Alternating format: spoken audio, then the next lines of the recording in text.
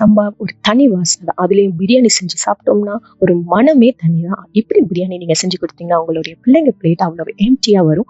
எப்படின்னு பார்க்குறீங்களா? So first மட்டனை நல்லா குக் பண்ணிக்கிடலாம். அதுக்கு ஒரு மஞ்சத்தூள், உப்பு, தயிர் அண்ட் ஒரு 1/4 கப் வாட்டர் ஆட் பண்ணி ஒரு 4 to 5 விசில்ஸ் விட்டுக்கோங்க.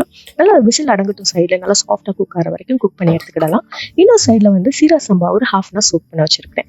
ஒரு ஹெவி பாட்டம் பேனில் நல்லா தாராளமாக நெய்யை ஊற்றி அதோட வெங்காயத்தையும் ஆட் பண்ணி வெங்காயம் மிளகாவையும் ஆட் பண்ணிக்கோங்க. நல்லா வெங்காயம் வந்து ஒரு கோல்டன் ப்ரௌனாக நல்லா ஸ்மெல்லோடு இருக்கும். அந்த ஸ்டைலில் இஞ்சி பூண்டு பேஸ்ட்டையும் ஆட் பண்ணி ஒரு நிமிஷம் வதக்குங்க. ஃபைனலாக கொஞ்சம் தக்காளியும் ஆட் பண்ணி தக்காளியிலேருந்து எண்ணெய் பிரிஞ்சு அதுக்குள்ள மேஷியாக குக் ஆகிருக்கும். அந்த ஸ்டேஜில் நான் பிரியாணி பவுடர் ஆட் பண்ணேன். அதாவது எல்லா ஸ்பைசஸையும் ஆட் பண்ணியிருக்கேன். ட்ரை ரோஸ்ட் பண்ணி பவுடர் பண்ணி வச்சதை ஆட் பண்ணி அதோட வத்தப்பொடி, மல்லிப்பொடி இதெல்லாம் ஆட் பண்ணிக்கோங்க. ஃபைனலாக அது நல்ல ஒரு வாசனை ஒரு நிமிஷம் குக் ஆன உடனே வர மூச்சில் நம்ம இந்த மட்டனையும் ஆட் பண்ணி ஸ்டாக் தனியாக எடுத்து வச்சுக்கோங்க. மட்டனையும் ஆட் பண்ணிவிட்டு அதோட கொத்தமல்லி, புதினா ஒரு கை நிறைய ஆட் பண்ணி நல்லா ஒரு நிமிஷம் குக் பண்ணுங்கள். ஃபைனலாக வந்து இந்த மட்டன் ஸ்டாக், அதாவது சீரக சம்பாவுக்கு 1/2 கப், ஒரு கப் எடுத்திங்கன்னா 1/2 கப் மட்டன் ஸ்டாக், இல்லைன்னா வாட்டர் அட்ஜஸ்ட் பண்ணிக்கலாம். ஆட் பண்ணிவிட்டு சீரக சம்பா அரிசியும் போட்டு மூடிடுங்க.